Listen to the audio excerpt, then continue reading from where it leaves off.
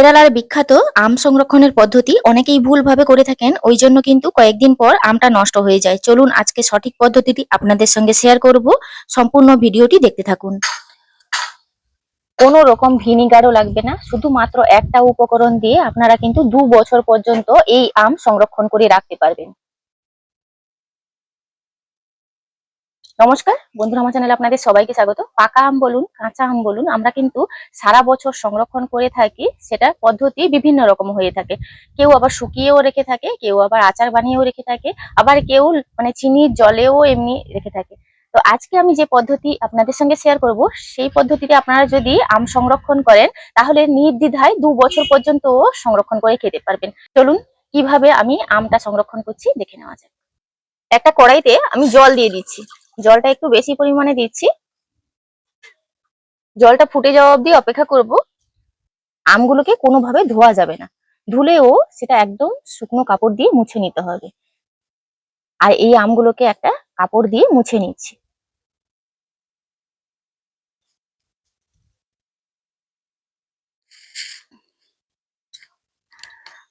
আমি ধানি লঙ্কার গাছ লাগিয়েছিলাম, খুব সুন্দর লঙ্কা হয়েছে।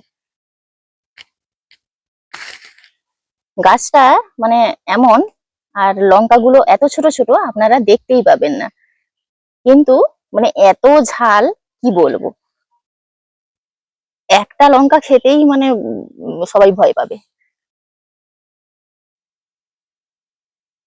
কয়েকটা লঙ্কা লাগবে, ওই জন্য বেশ কয়েকটা লঙ্কা তুলে নিয়েছি। এখানে দেখুন আমি লবণ নিয়েছি। এই লবণটা অনেকেরই অচেনা লাগতে পারে, তবে এটা বড় লবণ। এই লবণের একটু তীব্রতা বেশি। এখানে খুবই গুরুত্বপূর্ণ বিষয় হলো জল আর নুনের পরিমাণটা। জল যদি 1 লিটার নেন তাহলে কিন্তু নুন 250 থেকে 300 গ্রাম দিতেই হবে। এখানে দেখুন বাটি ভর্তি লবণ নিয়েছি। তো যেহেতু বড় বাটি, এত বাটি ভর্তি লবণ লাগবে না, একটু অল্পখানি রেখে পুরোটা লাগবে।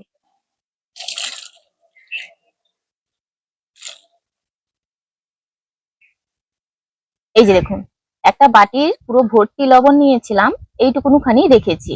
মানে 250-300 গ্রাম মতন আমি লবণ ব্যবহার করেছি।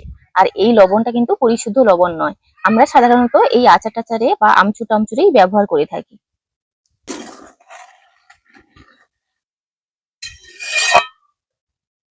এই যে নুন জলটা আমি ফোটাচ্ছি, 5 মিনিট কিন্তু অতি অবশ্যই ফুটিয়ে নিতে হবে, জলটাকে বিশুদ্ধ করতে হবে। এবার কিন্তু নামিয়ে নেব আমি একটা পাত্রে। 5 মিনিট ফুটিয়ে নেওয়ার পর দেখবেন এরকম কিন্তু নুন সাইডে সাইডে মানে সাদা সাদা হয়ে গেছে কড়াইয়ের মধ্যে।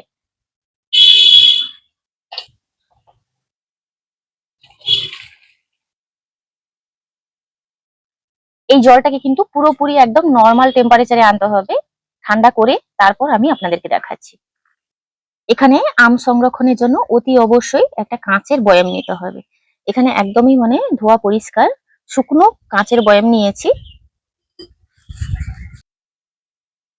একটা একটা করে আম কিন্তু এর মধ্যে নিয়ে নেব।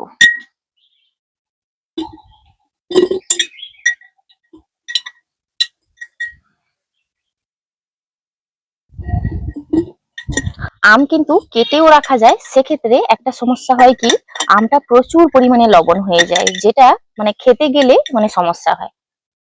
তো এইভাবে গোটা পাকা আম বলুন, কাঁচা আম বলুন, সংরক্ষণ করতে পারবেন নির্দ্বিধায়। আর এই জারের মধ্যে আমটাকে কিন্তু এইভাবে দিয়ে নিয়েছি। বেশ কয়েকটা কাঁচা লঙ্কা যে নিয়েছিলাম, কাঁচা লঙ্কাটা কিন্তু এই মানে বয়ামের মধ্যে দিয়ে নিচ্ছি।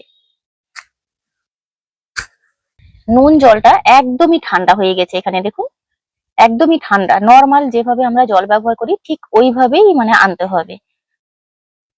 এবার এই জলটা কিন্তু এই জারের মধ্যে নিয়ে নিচ্ছি।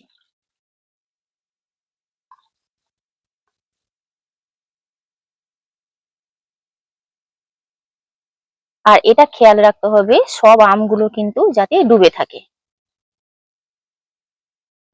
তো আপনারা একটা জিনিস খেয়াল করেছেন, আম কিন্তু সমস্ত খুব ভালোভাবে নুন জলের মধ্যে ডুবে আছে। এবার একটা এয়ারটাইট ঢাকা দিয়ে কিন্তু নর্মালি রেখে দিতে হবে ঘরের মধ্যে, কোনো রকম রোদে দেওয়ার দরকার নেই। আর এই যে আমটা সংরক্ষণ করার পদ্ধতি দেখালাম, এটা কিন্তু একদম 100% কার্যকরী।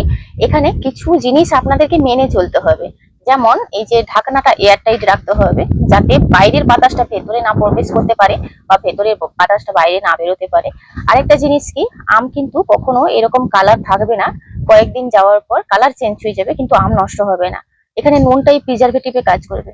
2 মাস বলুন, 6 মাস বলুন, 6 মাস 7 মাস পরে যখন কৌটো খুলে বা এই যে জারটা খুলে আম যখন বের করানো হবে তখন হাত লাগানো যাবে না, মানে চামচ দিয়ে কিন্তু এটাকে তুলতে হবে, হাত লাগালেই নষ্ট হয়ে যাবে।